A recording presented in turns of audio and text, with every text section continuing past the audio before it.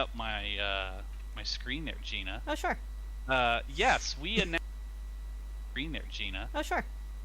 Yes, we announced. So back in update 25, we started an experiment. At that time, I don't know if everyone remembers, but at that time, we had just recently relaunched a built from the ground up activity finder, like the matchmaking system and queuing system. We were still like sort of stabilizing it and getting everything working correctly. And one of the things that we decided to do was run an experiment on Battlegrounds. And how that worked is we basically got rid of the ability to group. It's a solo queue only. And so we've had that for almost 3 updates now, like 3 cycles now. And what's the goal of that test? And the intent of that was also to kind of observe how players would respond to it, not just in terms of, we watched the feedback, but also watching how players were engaging it, watching how quickly matches would get made, checking sort of the competitiveness of like people's skill ratings on the background, all those types of things. And at this point, we're now ready to move on to the next phase of this kind of experiment. And so we are re-adding the normal queue back in, but we're still keeping the solo queue.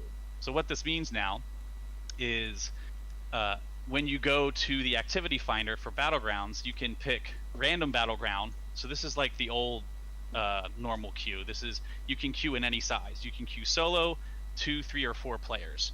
But there's also still a solo battleground, which you can only queue solo for.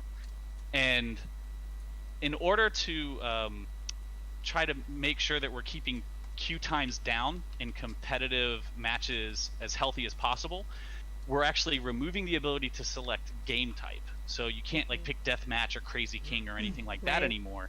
And the reason for this is that every time that we add another type of queue or selection like that, it's fragmenting players. And when you fragment, that means that you're likely, you know, increasing their queue times, or you're creating matches that aren't as necessarily competitive in terms of skill ratings, or both.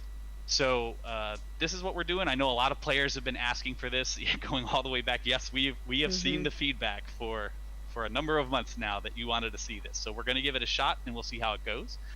Yeah, and again, this is still kind of part of this whole test, so we're probably going to let this run for a little bit, see how it goes. This isn't a permanent change or anything, so yeah, we're excited to be able to bring this back for a little bit. I can't stress enough, ultimately our goal is we want, like, when you're playing a battleground, what is it that you want, right? You want to get into a game quickly, and you want it to feel fair, right? And so that's always the challenge with matchmaking. And so a lot of the stuff we're doing is we're experimenting with different things, we're gathering data, we're kind of seeing how things play out, and then we're just trying different things to see what works best.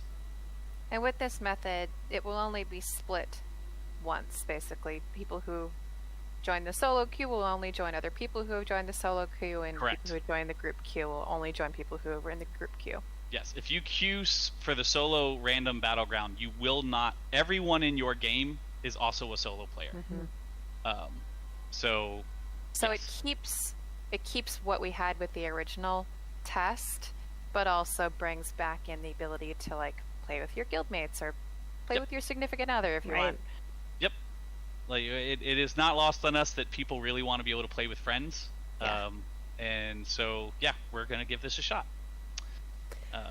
So you have some other stuff that you wanted to show off in game, right? Oh yes. And this is again internal server. This isn't live yet, but it will be coming to PTS. Yep. I did throw an Ice Heart set on just for Outcast. I know it's his favorite. So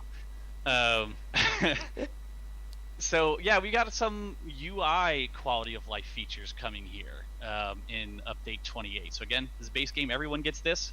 The first one is it's specifically for crafters, and specifically people who like to do writs. So I don't know how many times you've been doing a writ, and you're like, go to your journal, and you select your writ, and then you go to the crafting station, and you enter your crafting station, and then you're like, oh man, what was I supposed to make again? And then you gotta pop out, and then you gotta look at it. I know PC players probably use add-ons to get around this, but guess what? Those of us playing on console don't have that. Rob, I feel so called out right now. So what we've done is, for starters, we have, when you now go to a RIT station and you actually have an active RIT quest in your journal, you'll start to notice a couple things. Right off the bat here on the left, you'll see that it actually shows the RIT that is appropriate for the station you're at, and tells you what you need to make. On top of that, you'll notice there's some new features here. We have filters now over on this side. And let's say it's, I want to make sure that I have the items, that I have the knowledge to craft those items, and that I only want to see the ones for the quests that I'm making. And it filters it down for you, so you only see the things you need, so you can very quickly go through and craft the items that you want. And for those who are curious, you'll notice in here I have a master RIT for the Cold Harbor's favorite, and I just happen to, isn't that amazing? I happen to have a Cold Harbor's favorite station in my house. It's almost like we planned this. Yeah.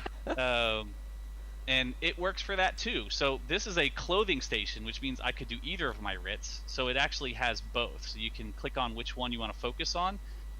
And when you come over here, it'll actually update based on which quest you've activated. And for people who are curious, yes, this also works with gamepad. With the gamepad. Nice. Where is it? Such a nice quality of life feature, especially for people who do there it is. RITs on multiple characters every day. Yep. Yeah. So, yeah, you'll be able to do this now, both on PC and console. I know I like to do RITs, so I am very pleased about this as well. Yes. The team did a good job with it.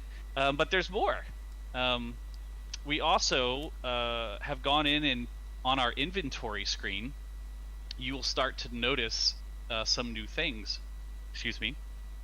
First off is that we have some new filters here. When you select a category like weapons or armor or whatever, there's now subcategories. So if I only want to see my two-handed weapons, or I only want to see my medium armor, right, or light armor. So we have that. Additionally, there's a text search. So if I'm looking for the lusty Argonian maid Matzi, I can just type in the characters and it finds it for it now. Yeah. And this helpful. also, this again will also work on the gamepad. Additionally, it works with your bank and your guild bank. So now you can search for all these things. You can find items much easier now. Again, something PC players are probably like, yeah, I use add-ons for that, but not everyone uses add-ons, and the PlayStation and Xbox players, this will be something that'll be very helpful for them. Especially if you constantly have a full inventory and bank like me. Where's the one thing? So it's funny that you would mention full inventories. Segue. Because the last thing I want to talk about here is a brand new feature to the game that we've never talked about before. All you viewers watching right now are getting the first look at this. Here's the scoop. Outside of ZeniMax Online Studios. Big news. So we are introducing a new system with Update 28 called Item Set Collections. And I'm going to start by talking a little bit about the kind of the thinking of... Oh, sorry, let me bring that back up. Rob chat's freaking out. It's okay. No, it's good. In a good way. Bring my in a good way. Okay, so we have over 500 item sets in the game. I mentioned earlier we're adding 17 more, right? With Update 28. That's a lot of item sets. And sure is. We know a lot of people, Elder Scrolls players, what do they like to do? They like to hoard stuff, right? We all like to collect stuff and keep it in our bags and our boxes and our banks, everything. So we know that players want to be able to hold on to these sets for a number of reasons. One of which is because when we're constantly doing these balance updates with combat, sometimes it might be like, ooh, I want to try this set now. but oh man, I deleted that set, and now I have to go refarm it, right? So, or I have to go digging through my inventory to figure out where it is, and meanwhile, it's taking up a bunch of inventory space, right? So, what we have here, what I'm showing on the screen, internally we like to refer to this as the sticker book. And what it does is anytime you bind an item to your character, it gets added to this sticker book also.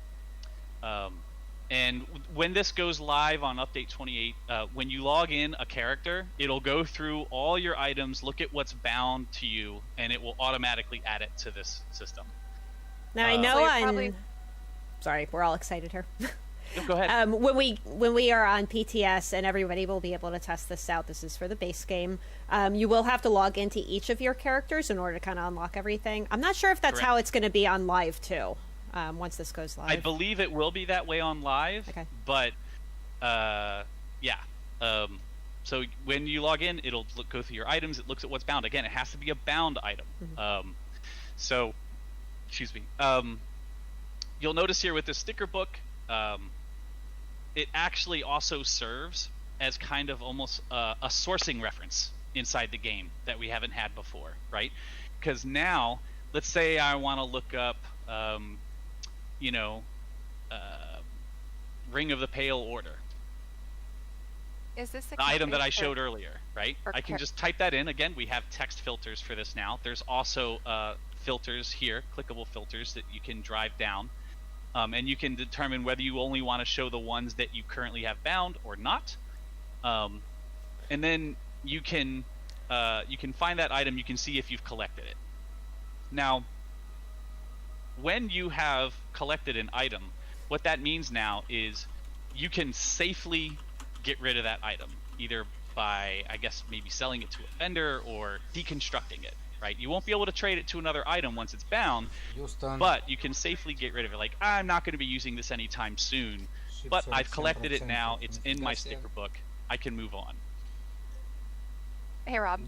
Yes. Is this account-based or character-based?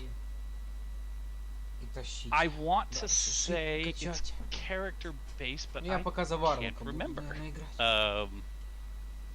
That's something. Check it on PTS on Monday.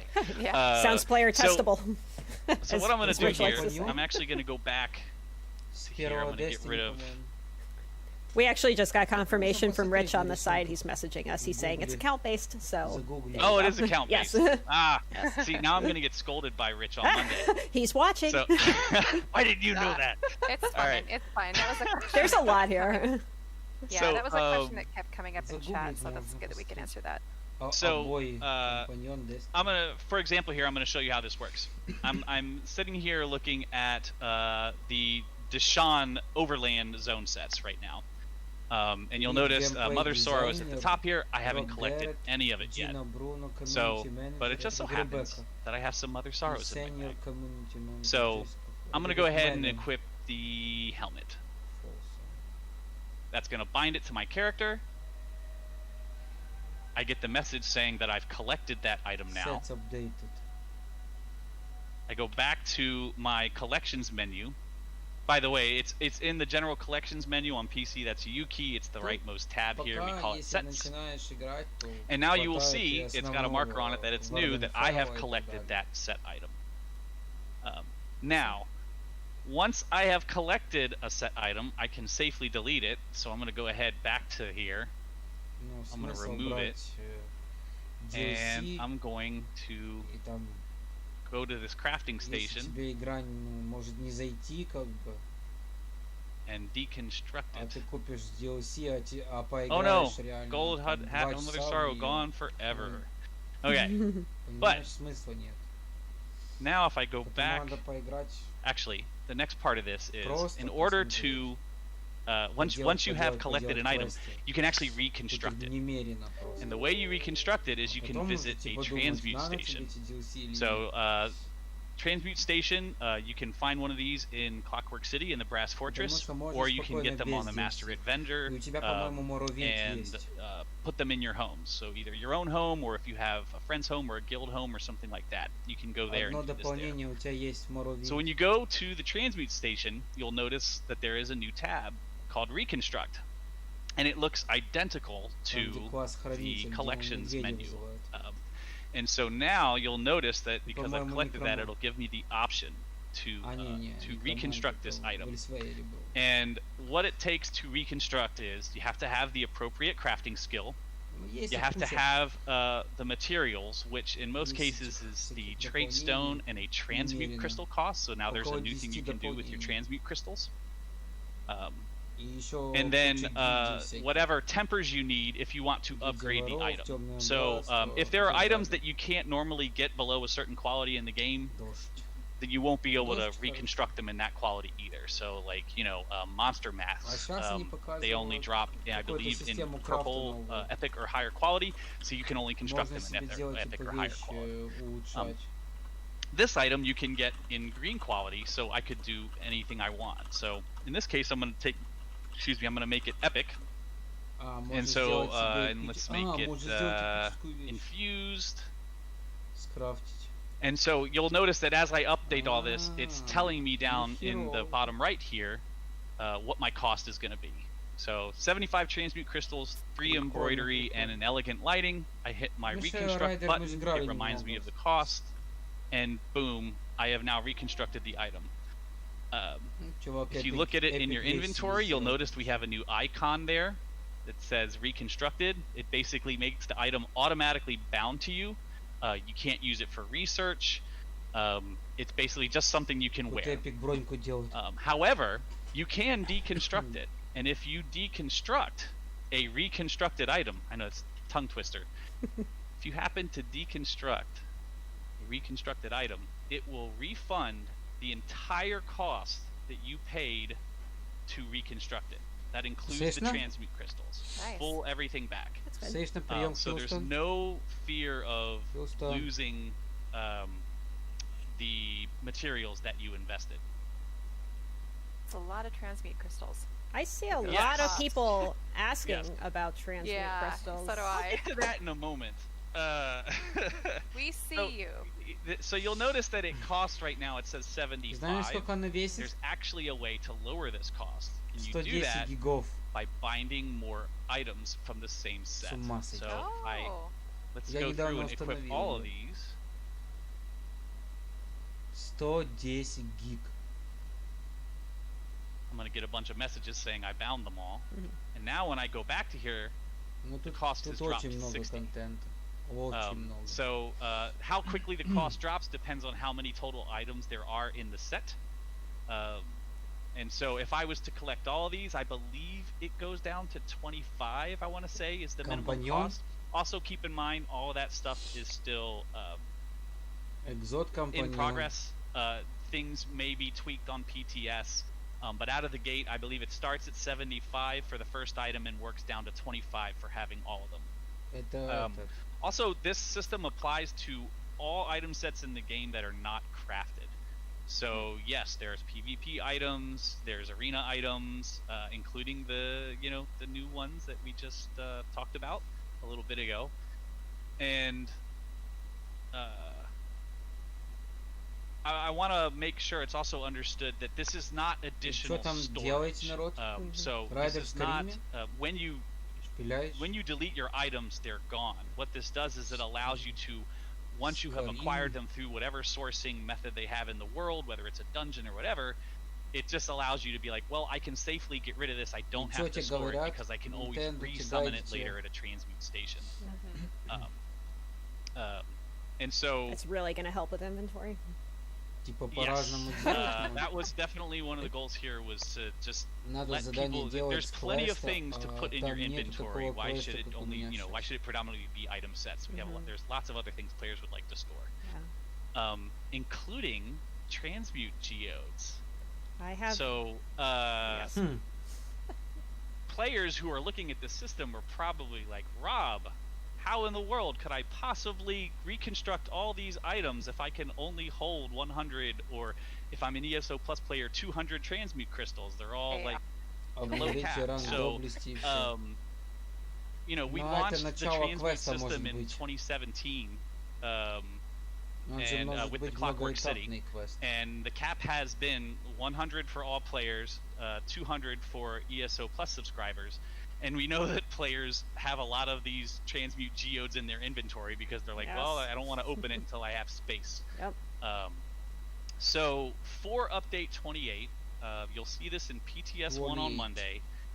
You'll actually notice that we have 5 times over increased the cap for transmute crystals. So now all players will be able to have 500 transmute crystals, and ESO Plus subscribers can have 1,000. And so you'll be able to reconstruct, if you've collected enough items into your item set collections, I believe we figured out that you'd be able to make 2 full sets of gear with those caps. Yeah, that's kind of the new stuff here, right? Item set collection system, more transmute, a higher transmute cap. Also, we're going to be tweaking some of the transmute crystal sourcing as well. There'll be some minor changes in update 28, predominantly improving some of the PvE sourcing. So right now it's definitely easier to get transmute crystals when you're doing PvP than PvE. We're going to improve the PvE a little bit, and there might be some other tweaks. And then we're also investigating additional sourcing improvements for the future. We're not ready to talk about those in detail right now, but it is something we're looking at. You dropped a lot of really good information there. Yeah. Chad is very, very excited. How excited are they? Are we going to do a poll? Are we still going to do a poll? I'm doing it now. Home dev stream. Yeah. Home dev stream Bethesda. Just asking people how excited they are for item set collection. Студия, которая разрабатывает. They are mega excited. Also, I mean, I want to call out while you're setting that up that it's a privilege to be able to be here and represent a very large team of people who are working on all these things. Both Finnegan and I getting to represent our team on. We have a lot of people. We've been working from home for 6 months.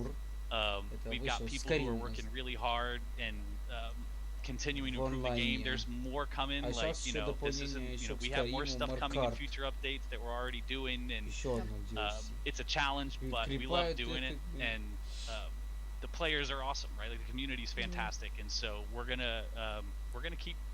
gonna keep going. It really shows. Go ahead, Justin. I was gonna say it really shows when you all put in all these quality of life improvements that are directly related to things that the players have been asking for. So it's super exciting.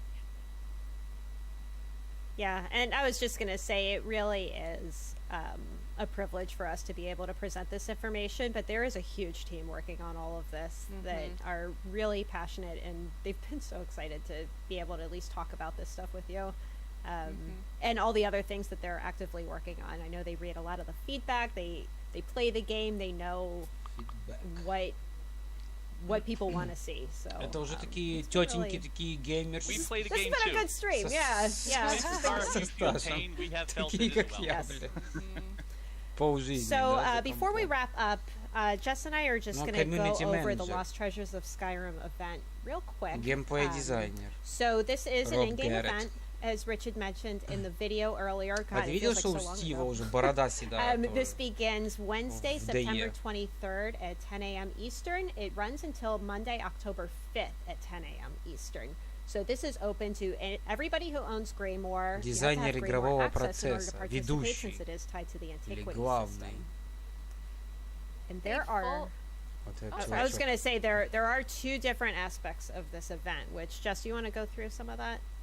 Yeah, and there is a full article up right now on the ESA website that you can check out for the event. But just to kind of summarize, so this is similar to other celebration events that we've held in September the last few years.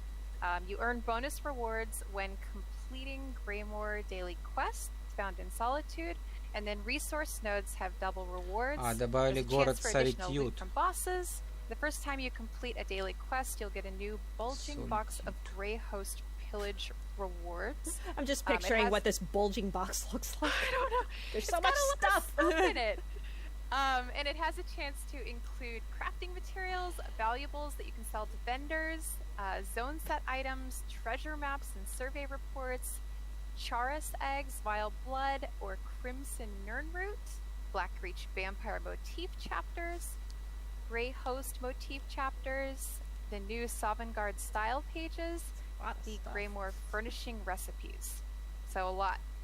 The box has a chance to have some combination of all of that. And then as far as what you do together as the community, you're going to dig up antiquities anywhere in Tamriel to slowly unlock 3 tiers of rewards. These are super exciting, brand new rewards. So the first tier, so the first unlock, is the Horror Within face and body markings. The fella there on the left has that on. Yeah, you don't get this whole man. You just get the markings that he has on him. Someone out there just got very disappointed. Yeah.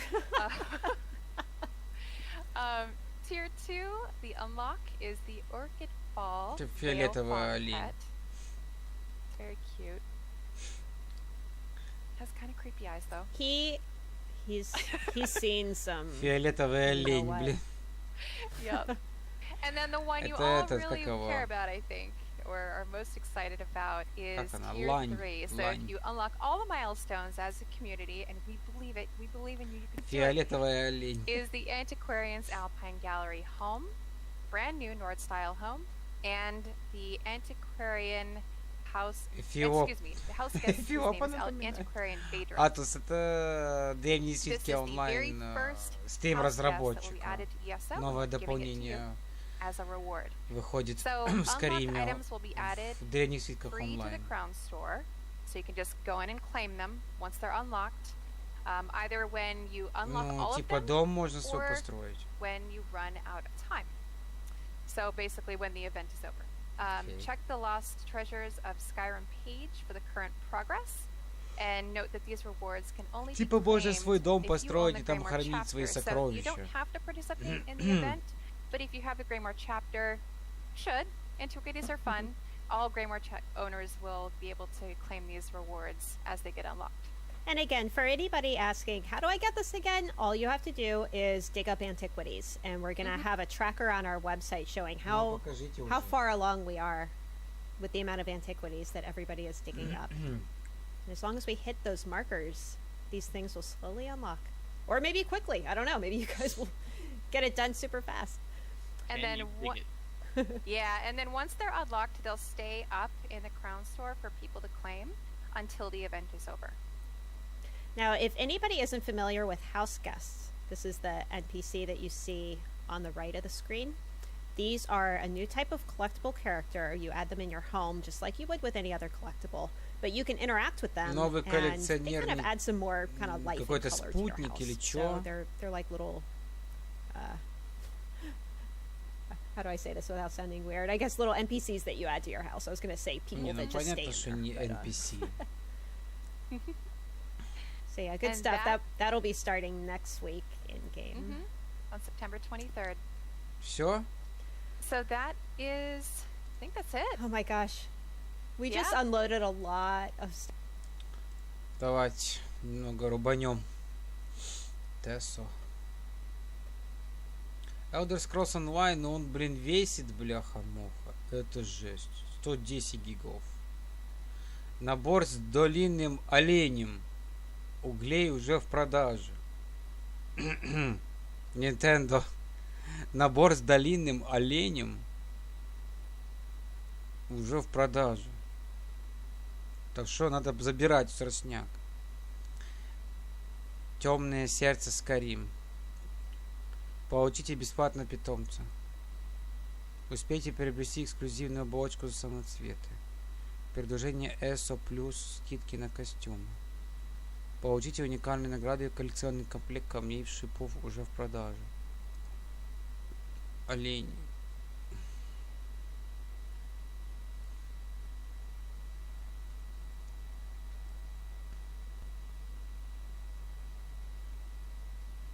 Так.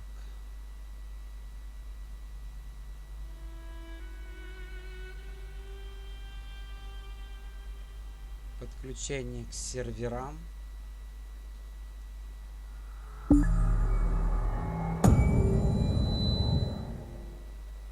Ладно, я спать, доброй ночи. Да, да.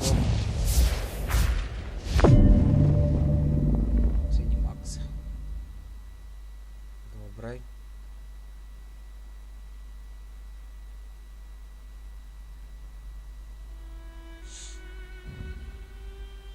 Что-то уже мозги не работают. Да, есть такая фишка. Не, ну мозги работают, потому что выспались сегодня. Мозги на работу не шли. И на учебу. Так что нормально. Пока сидим еще часок. Какие-то пару квестов сделаем. Это Скарим. Это обои Скарима. Конечно, устал. 16 часов в игре. Nintendo. Да, Скарим было бы прикольно посмотреть. Но пока я делаю квесты Морровиндовские, Варденфелла. Вот ESO плюс Райдер спрашивал. Подписка ESO плюс. Я 4 часа спал. Ого. А ну давай посмотрим начальное видео. 4 часа спал. Elsewhere, land of the Khajiit. Here, life should be good, but we suffer 1,000 perils. Beneath the tyrannical rule of the usurper queen, our farms and villages overrun by hordes of undead. And the very land itself set afire by a rage of dragons. Heroes emerge, ready to defend elsewhere, wielding weapons, spells, and even necromancy, to claim victory at all costs.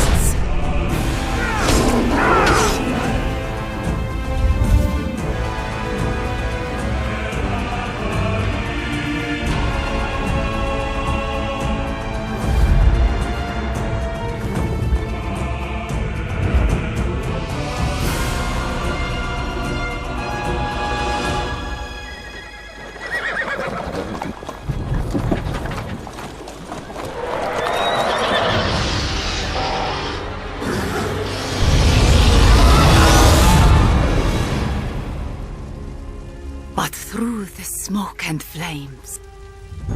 Hope stirs. Вот такой начальный ролик.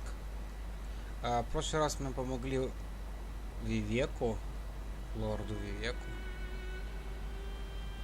богу. И нам дали вот такой вот мечик.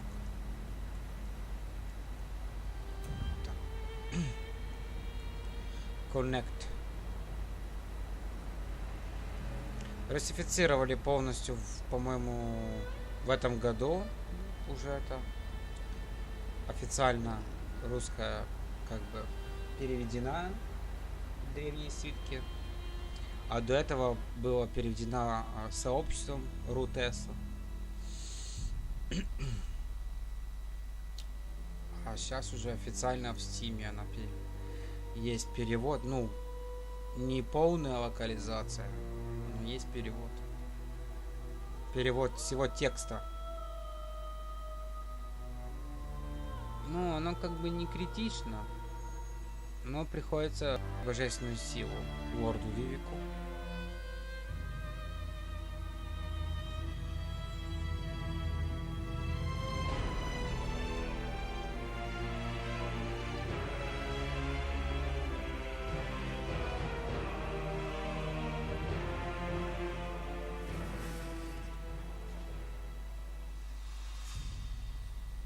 Так, что там у нас с этим?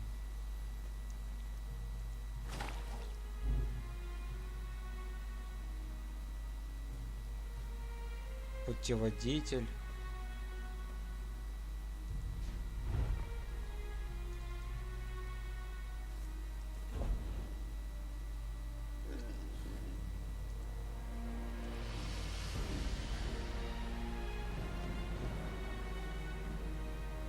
Это я где?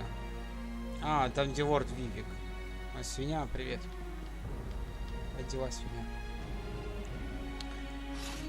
Оба, какой мечок.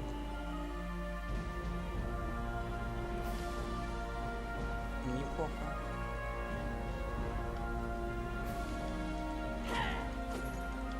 А что, скиллов есть? О, это прикольно.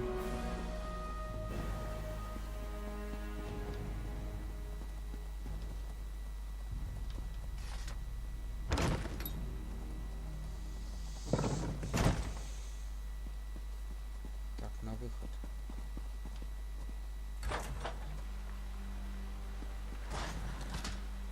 Здорово. А вот и наш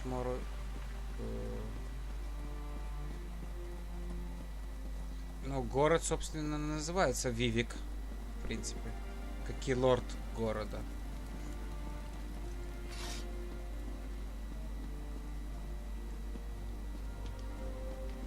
Статуя Вивека.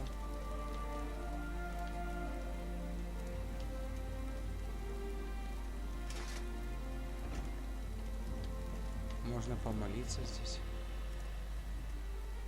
Спустя время после нашей победы над Медвемерами люди пожелали возвести памяти героям той войны. Вивек поблагодарил их, но сказал, что памятник лучше было посвятить всем созданиям, великим, ничтожным, пострадавшим, погибшим на той войне. Вот так вот. А что, мне сюда, что ли?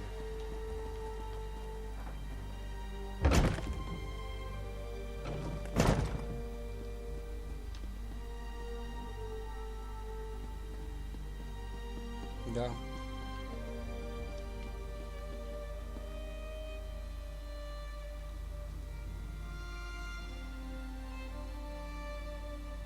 Мимолетный образ крупной собаки, но затем большая рука закрывает обзор. После этого серебро затуманивается, и больше вы ничего не видите. Окей. Дневник архиканоника. Че, не шутишь, что ли?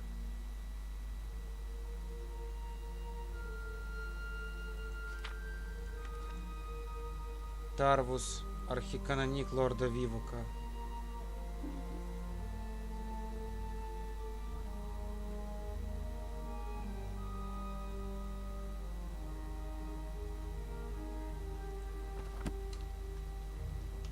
Так, тут какой-то у нас сундучок. Персин архиканоника. На перси изображен знак трибунала и лишний символ Вивека. О! Найс. Все, сваливаем.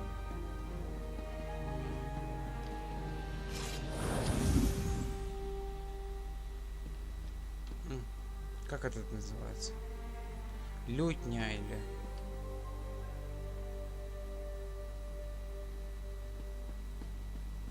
Шазин. А ну-ка, где лорд Вивек? Оба, это что такое? Сказка о Бардау. Слушайте, дети, я расскажу вам сказку. Давным-давно шея гора, то стало скучно. Это Бог. Что очень опасно, если случается с диадрическим князем безумия.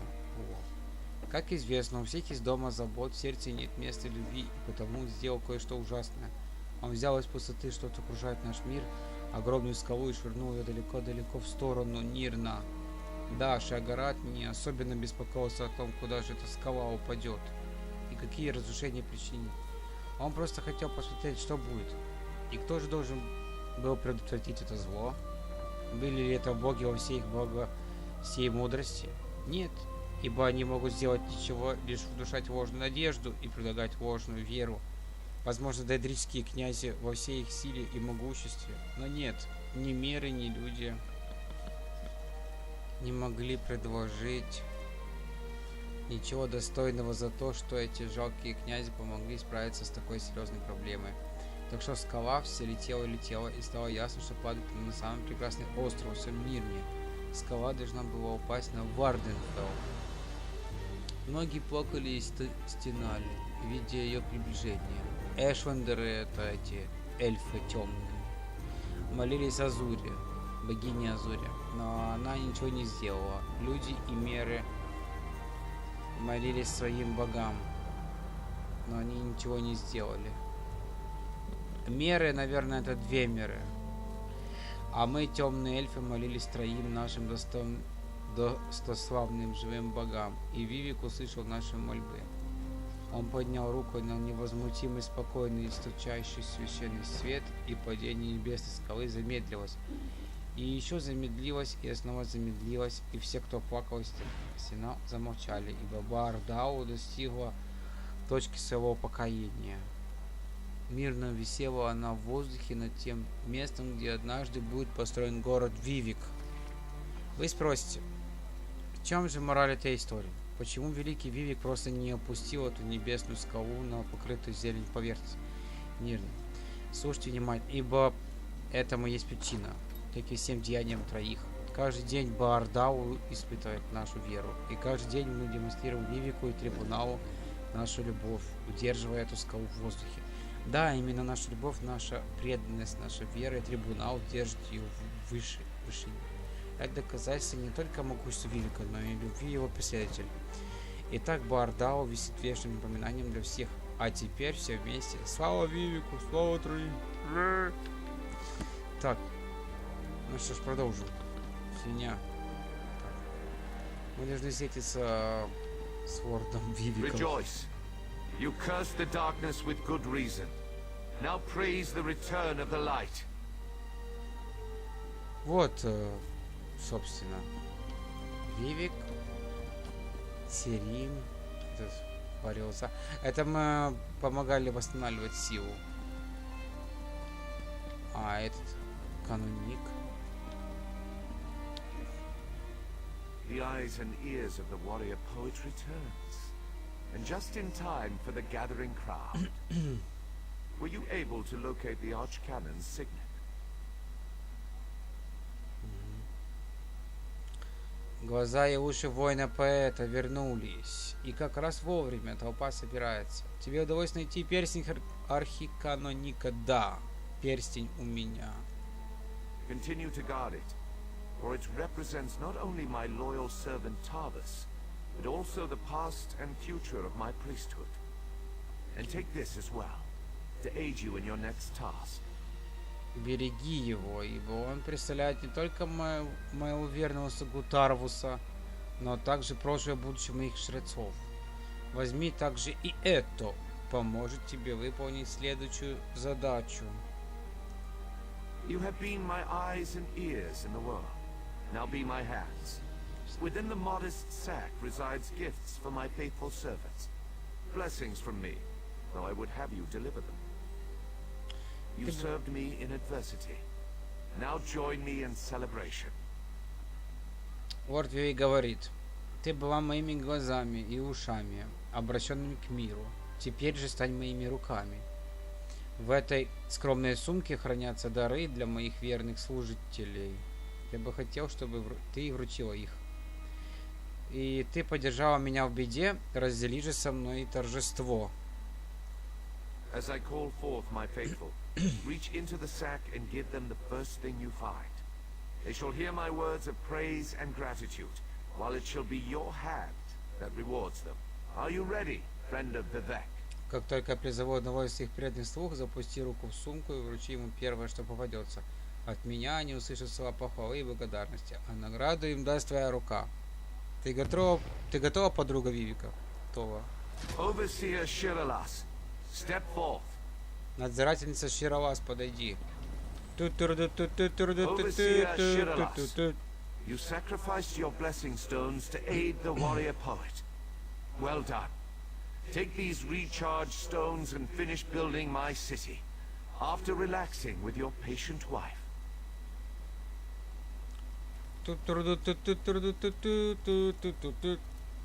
Так.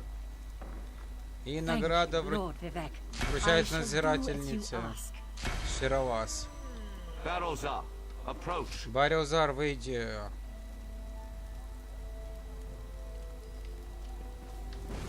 К награждению. Твои знания тайных моего брата со силой тонкости портальной магии служили нам неоценимую службу.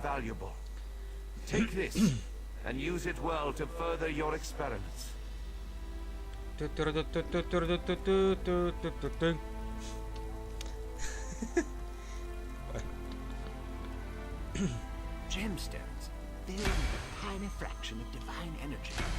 Amazing and so Самоцвет, наполненный крошечной частицей божественной силы. Невероятно. Такой щедрый дар. Спасибо. Каноник Левул. Да. Каноник. Архиканоник Тарвус служил нам верой и правдой до самой смерти, но когда я больше всего нуждался в помощи, каноник ливнул, оказался на высоте, возвысился же вновь.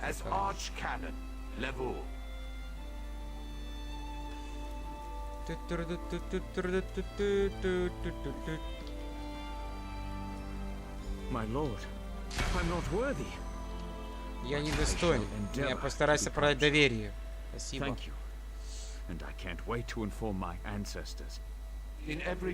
В любом стихотворении самый глубокий смысл несет последняя строфа.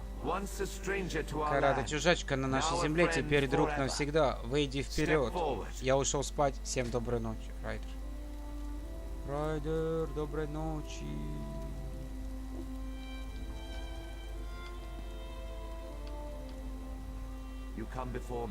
Ты предстала передо мной с пустым и заплечным мешком.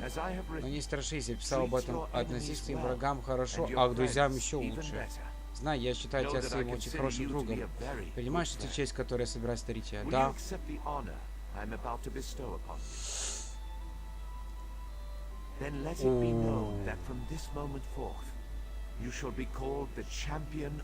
Что ж, тогда будет известно, что с этого момента тебя станут звать защитницей Вивека. И вместо моей благодарностью прими эту скромную награду. Полагаю, тебя ждут еще более славные победы. Пока же довольствуйся званием героини Морровинда. Нательные татуировки Вечной Стражи, лицевая татуировка Вечного Стража и нагрудник воина-поэта фиолетка. Первая фиолетка. Оу. Теперь ступайте и радуйтесь.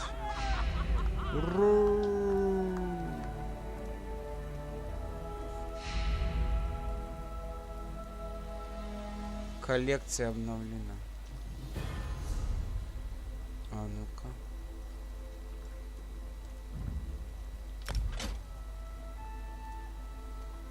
Опа. Навык тяжелой доспехи повышен до уровня 17. Получено достижение. Защитник Вивека.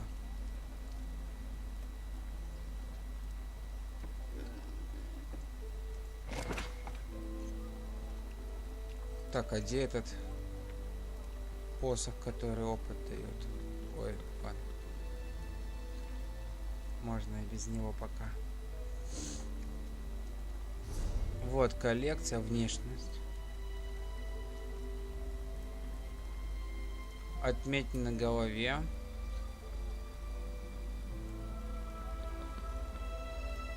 Лицевая татуировка.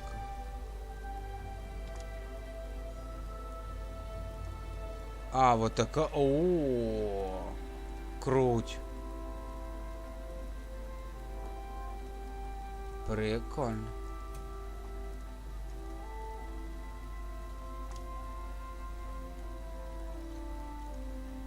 Нательные татуировки Вечной Стражи. Круто.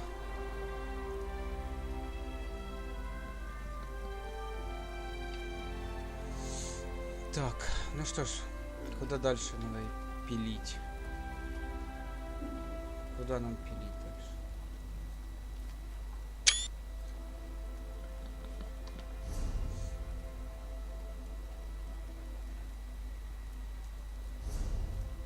Варденфелл. Есть заклинание под камень памяти, но...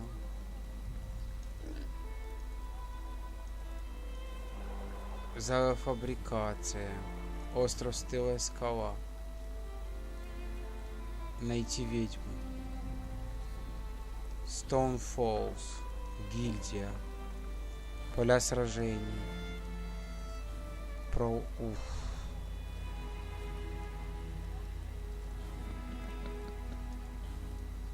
Если заклинание подходит.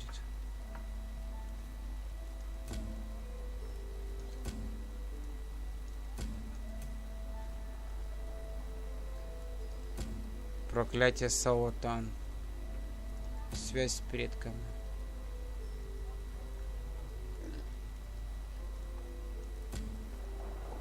Найти ведьму.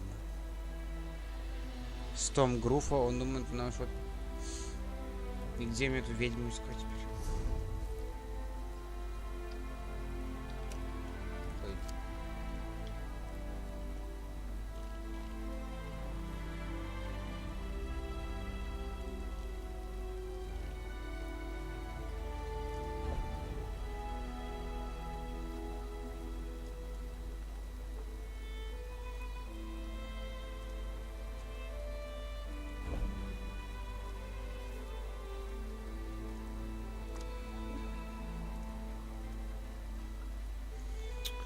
Так.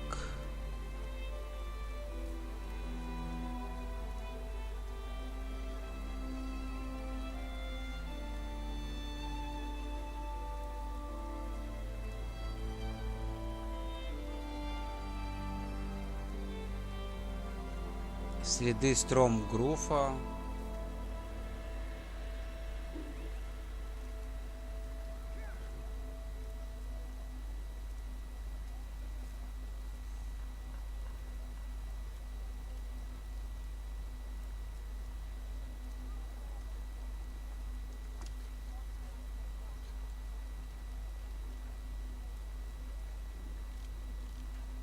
Серьезно.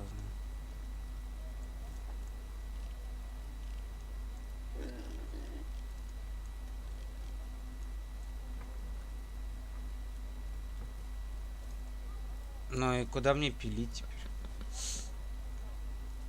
Задание.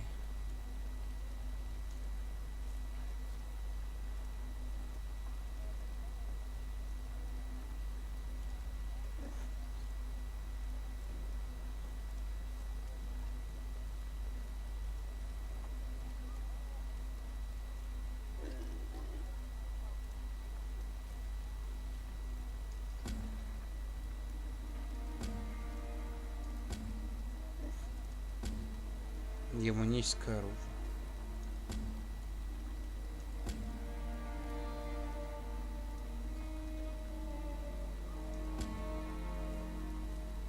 А, вот она, если найти ведьму, вот она.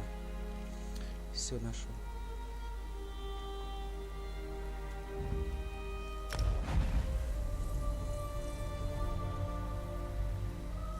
Давай найдем, закругляться.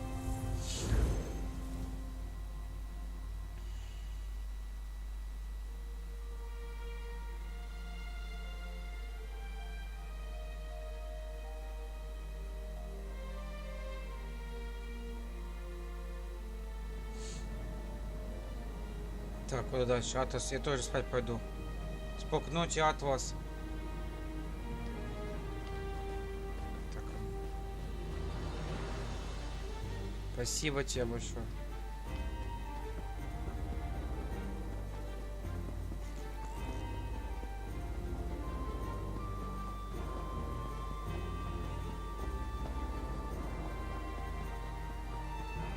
Куда-то дальше. Ага. Вниз, вниз, вниз и... Вниз, вниз, вниз и налево.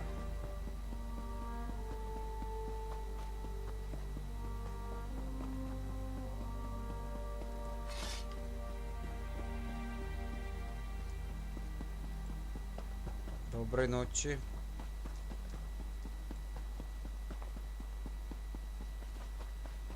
А ну попробуем биться. Вот такая боевка.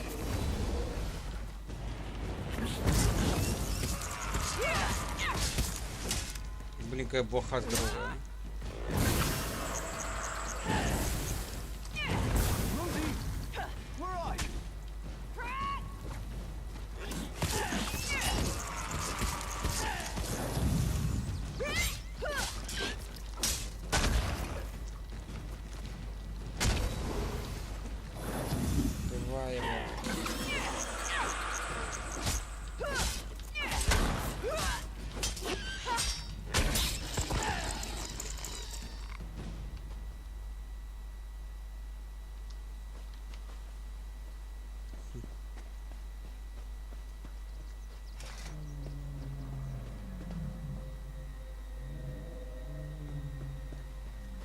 Так, продолжим наш путь.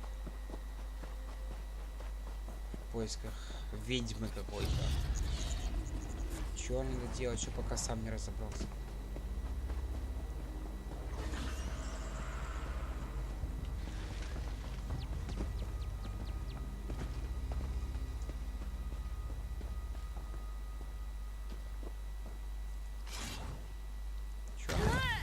Что? Откуда ты взялась, блоха?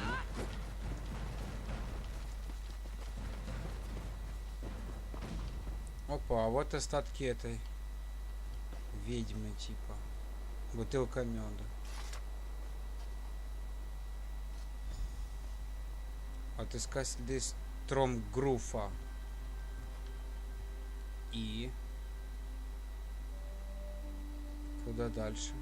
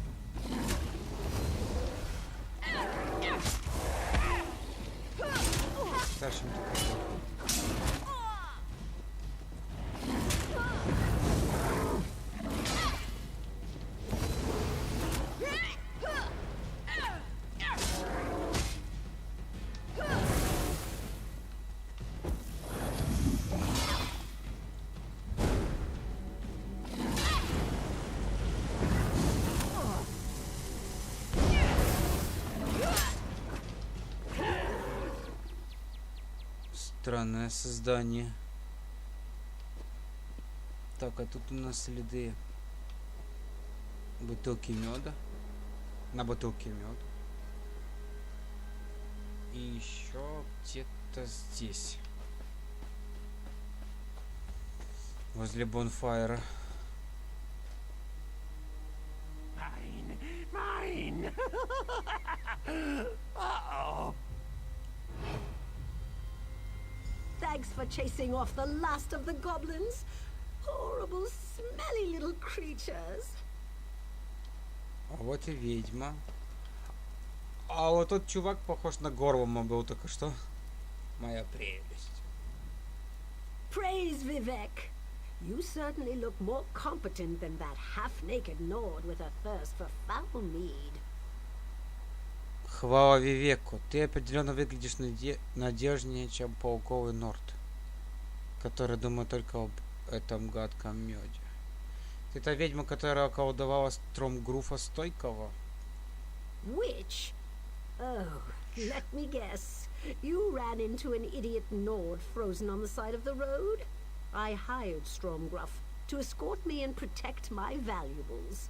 So what does he do at the first sign of danger? He runs off and leaves me to fend for myself. Она говорит, ведьма? О, дай угадаю, ты наткнулась на этого идиота Норда, застывшего на обочине. Я наняла его, собственно, чтобы он сопровождал меня, оберегал мои пожитки. И что он сделал при виде опасности? Сбежал, сломя голову, оставил меня отбиваться в одиночку. Очевидно, он испугался, помчался с всех ног. Когда ты начал орать, творить заклинание. Очевидно, он испугался. What was I supposed to do? The goblins attacked while I was setting up camp. And where was my worthless protector? In the bushes, making room for more mead. He left his pants where he Что dropped мне them and оставалось fled делать, as когда the я goblins разбивал stole my лагерь, на pack? нас напали гоблины. И где был мой бесполезный защитник? В кустах. Освобождал место для очередной бутылки меда. Он оставил свои штаны там, где их потерял, и сбежал, когда гоблины украли мою сумку. Я могу поискать гоблинов и вернуть твою сумку. Сейчас мы найдем ее сумку буквально пару минут. Только себе чая кого-то нальем. Продолжим.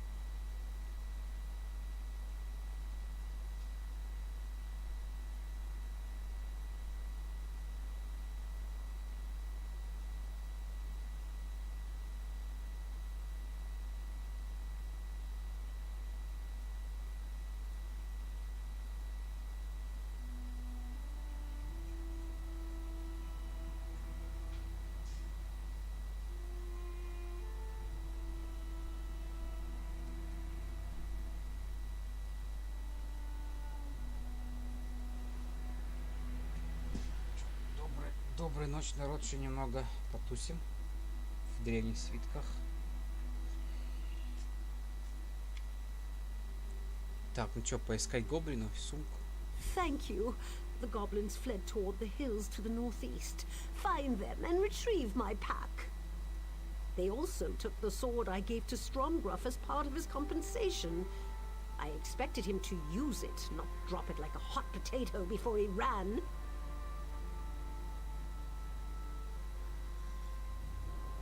Говорит, что меч можно найти, не только гоблинов. Of course, anything that helps get back my stolen possessions from those dreadful goblins. Что ты хочешь знать? Что ты сделала со Стромгруфом? I'm more of an Алхимик из меня лучше, чем маг. But I know a number of useful spells. Как болван Норд побежал, я прошел заклинание, которое удержит его на месте. Значит, ты его заморозила. Выходит, что да. Кроме того, мы заключили договор, ему по-прежнему нужно выполнить свою часть сделки.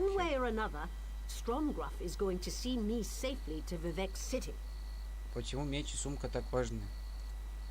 В сумке все то, что я живу, ценные зелья, мази для продажи в Вивеке. А меч купила для Стромгруфа. Я много за него заплатила, и он слишком хорош для этих жадных гоблинов. Гридин. Помнишь что-нибудь, что поможет опознать гоблинов, которые украли твою? Нет, не особо. Обычная толпа отвратительных гоблинов-мародеров. Кого-то из них будет моя сумка и меч. Кстати, если поможет, я видела их предводителя, убежал с штанами Стромгруфа. Окей.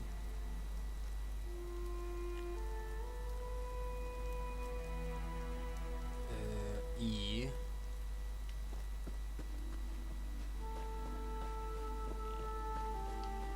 По-моему, куда-то сюда. Обнаружить лагерь гоблина. Недалеко где-то, да?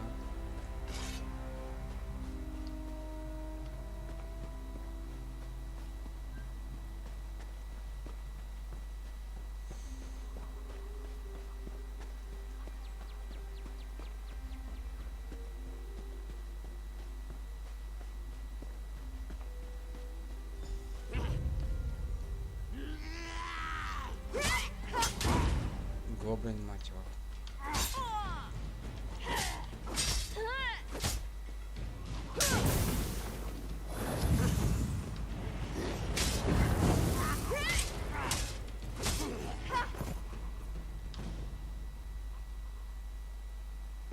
Так, еще двое.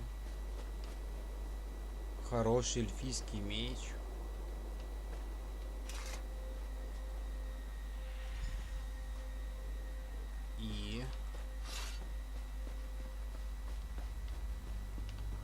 А вот и гоблин.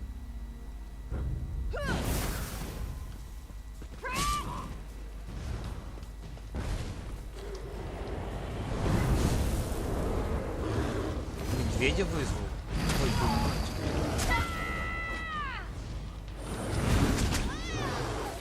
гоблин, ты не видел?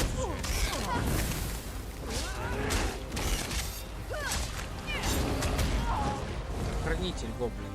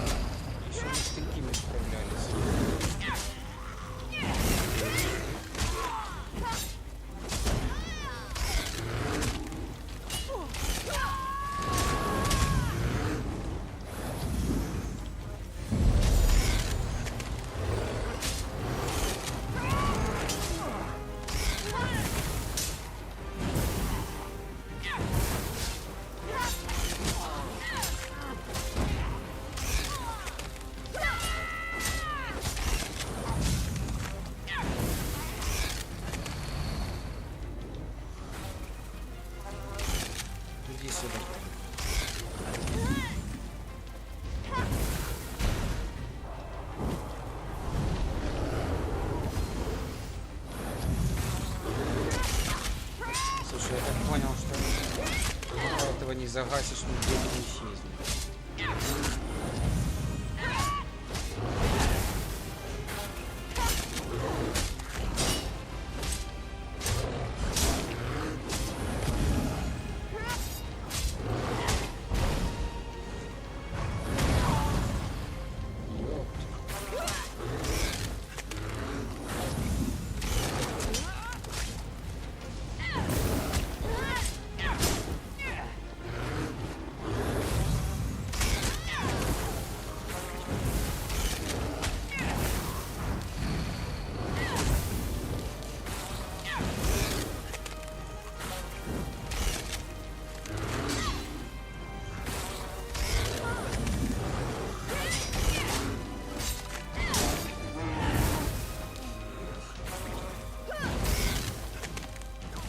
Достоевский.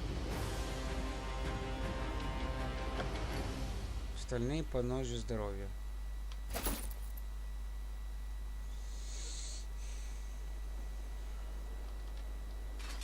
Найти сумку Нериса. А вот и сумка.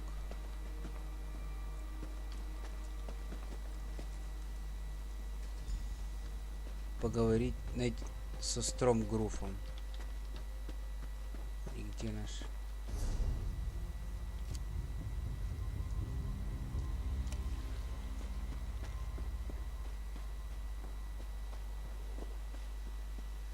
Ну и чё, вы штаны, я так понял, мне... Ну...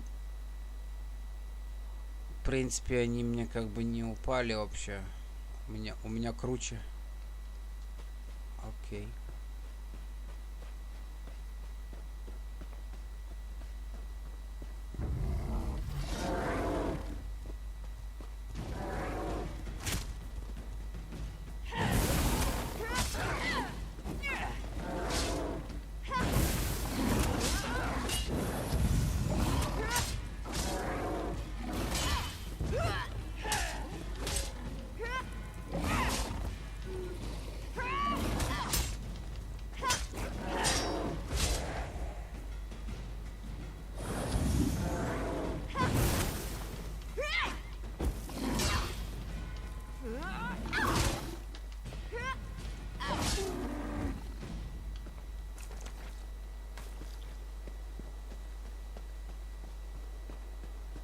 Затащили этого зверя.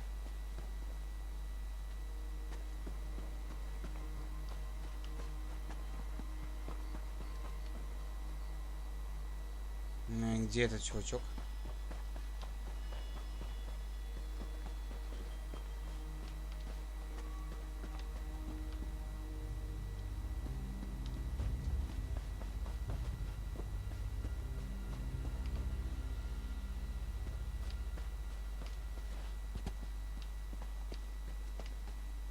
А, вон он.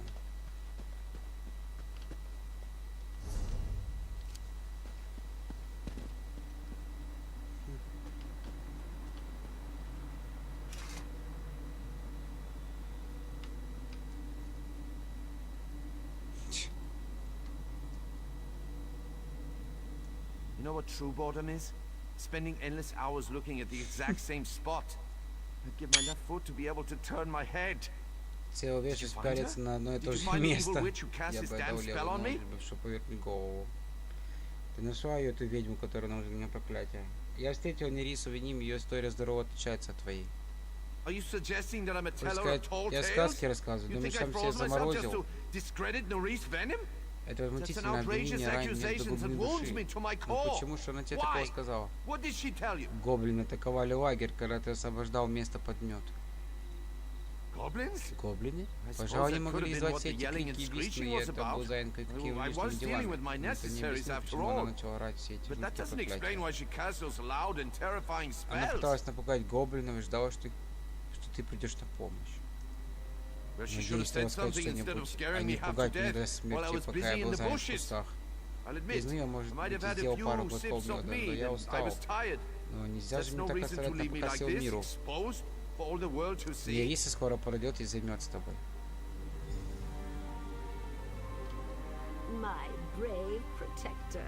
А вот и оно.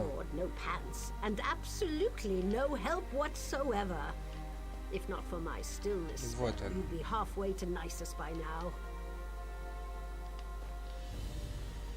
My hapless protector aside, were you able to find the goblins? Did you recover my pack and the sword? Ты вернула мою сумку и меч. Да. How wonderful!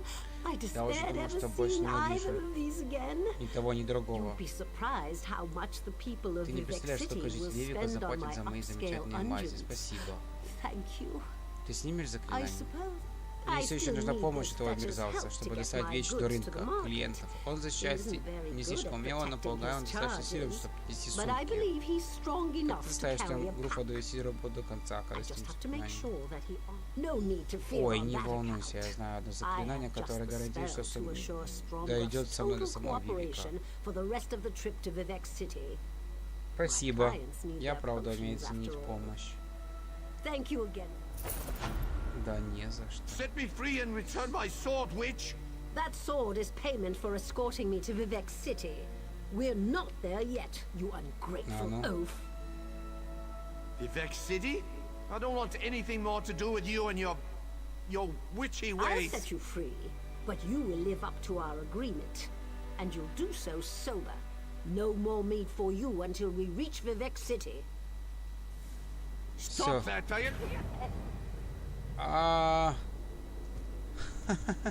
Она его превратила в этого, блин.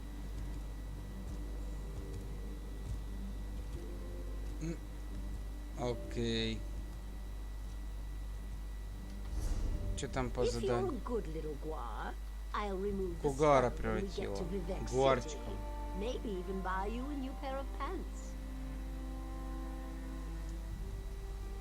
О, прикольно.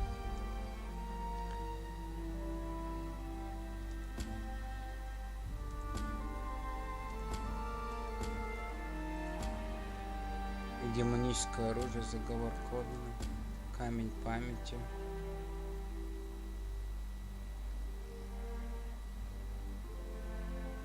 Отправиться к кратеру Кальдеры.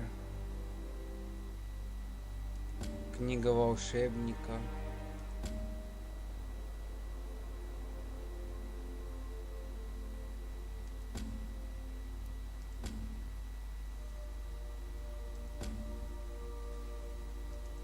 Стылой скале.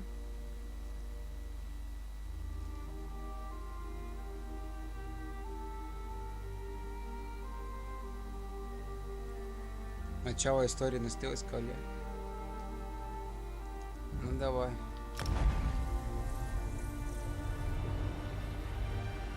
На стылой скалу.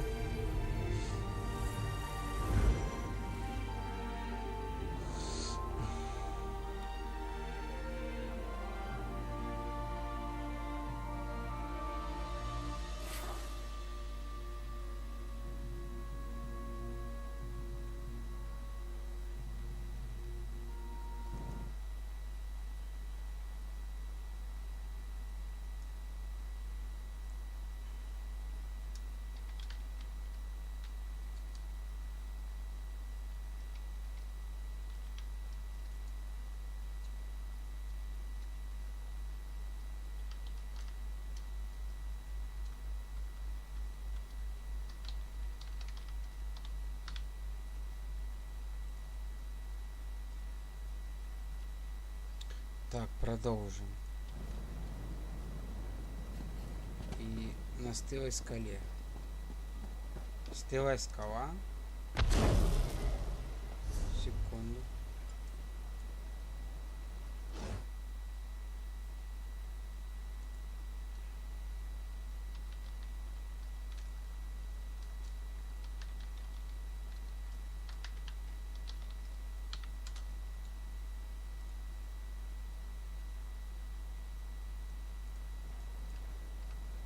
Окей, давай на стылой скалу глянем. Блин, сколько людей тут тусит.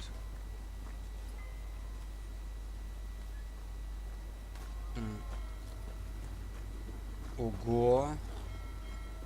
Тут хороший онлайн. Ой.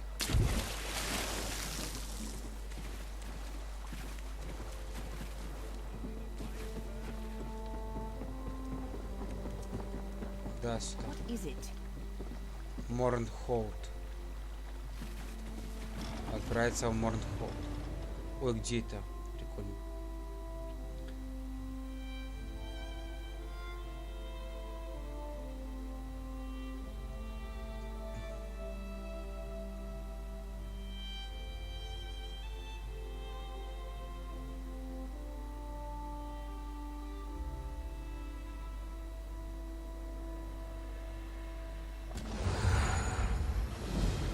Дочь великана.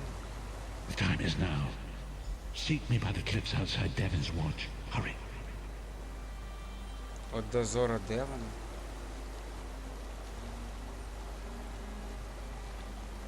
Ух ты.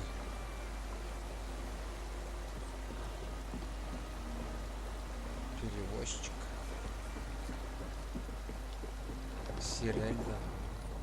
Somerset's days of isolation are over. You ought to visit someday. You'll never find a more beautiful land in all of Tamriel. Красивые места во всем Тамриэле не сыщешь. Саммерсет, да, я знаю. Как-нибудь туда доберемся.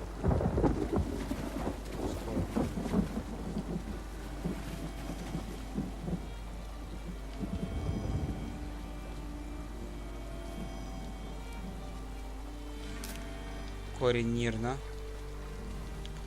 Отправиться в убежище дочь великана.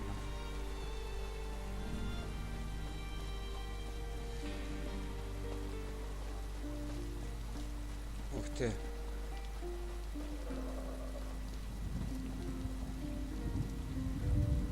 Ого, тут пацки какие крутые бегают. Что это такое вообще? Какой-то караван. It costs you nothing to look. Магазин интендант неустрашимых. Большой ремонтный набор. Ой, что за цены такие?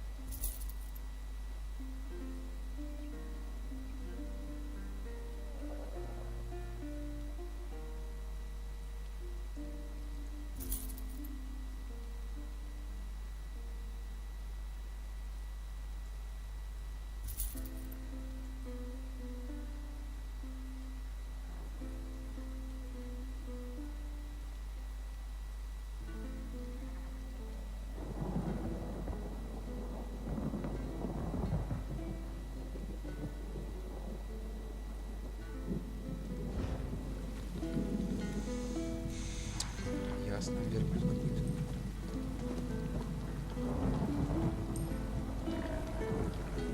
TikTok. Nothing about you says risk or challenge, and especially not punch a troll in the face while wearing a crown made from your own trousers.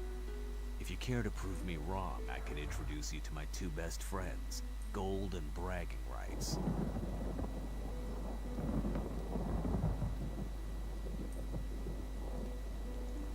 A pair of Dark Elf siblings want dwarven relics. The brother wouldn't stop talking about mechanisms, articulation, and other things I cared nothing about. The sister was another story. She said the inner sea armature was a good source. Just what you can carry, and be sure to find the largest dwarven creature?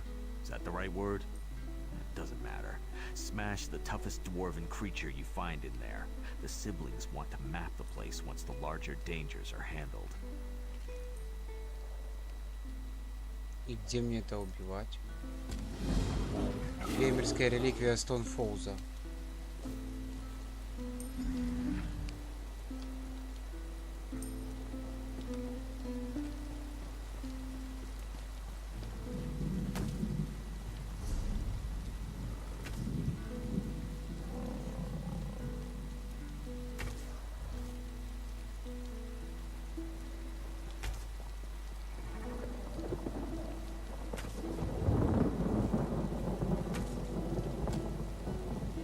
Рэй.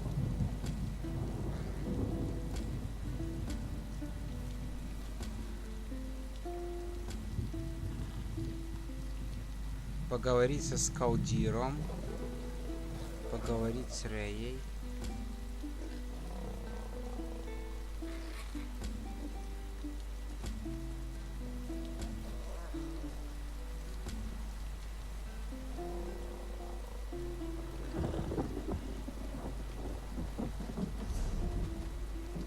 Нужно в город попасть.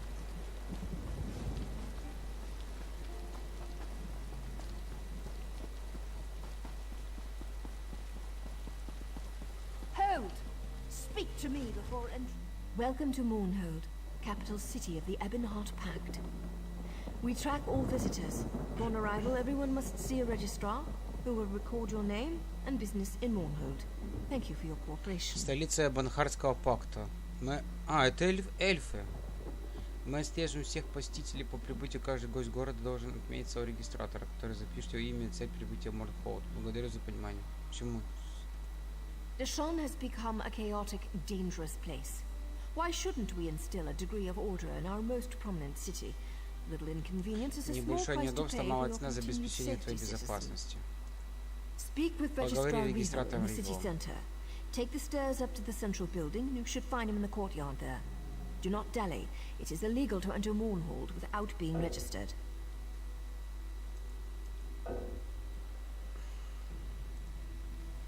Журнал заданий переполнен. Шутишь?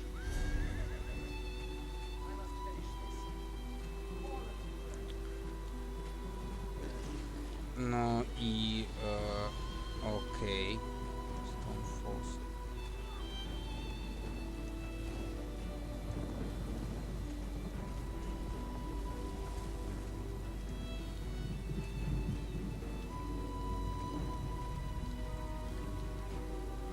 Сюжетная дочь великана.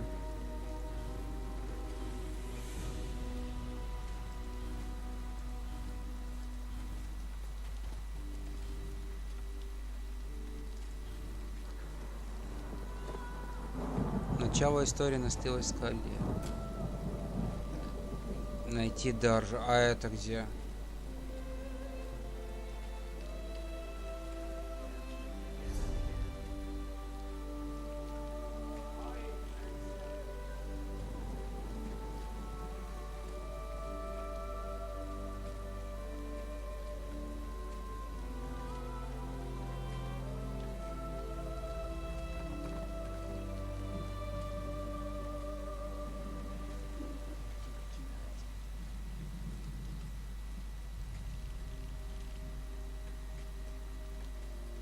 Ну и как это так случилось, что у меня места нет? Залы фабрикации, Ворденфелл.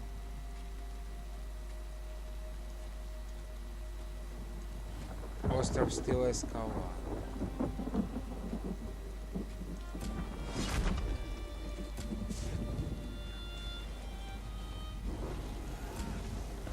Найти книгу заклинаний.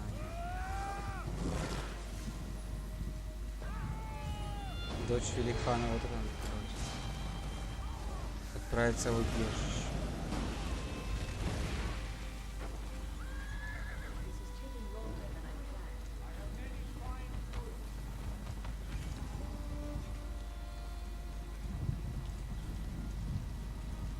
Показать на карте. И, блин, о, да.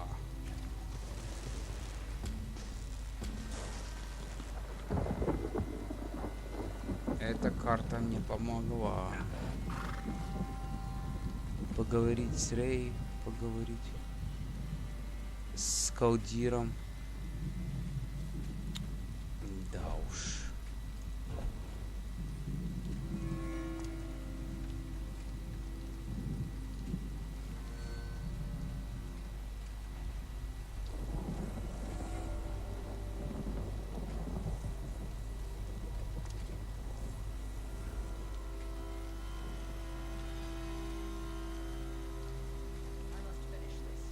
Остров Стылая Скала.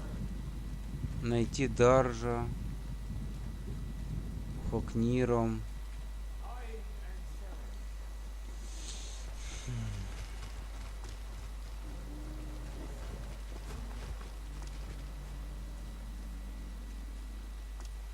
Stone Falls.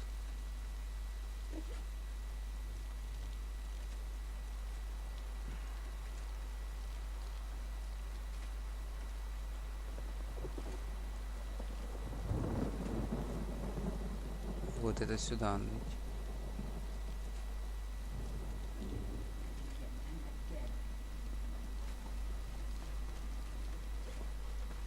Ну и как сюда попасть?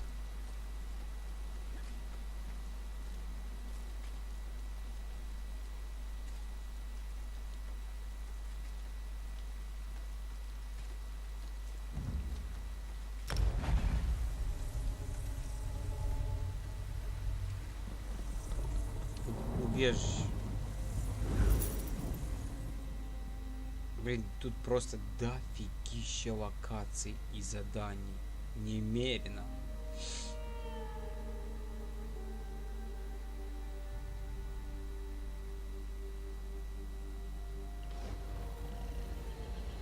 И что это за убежище тут?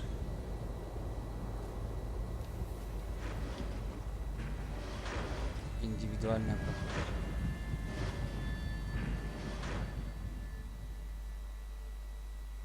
Пророк был сильным, энергичным человеком. Пережитые несчастья раньше времени составили сабель его. Да, попробуем.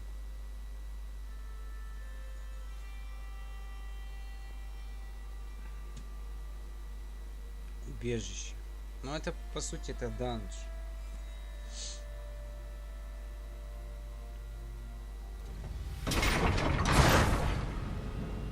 Так, мы в убежище.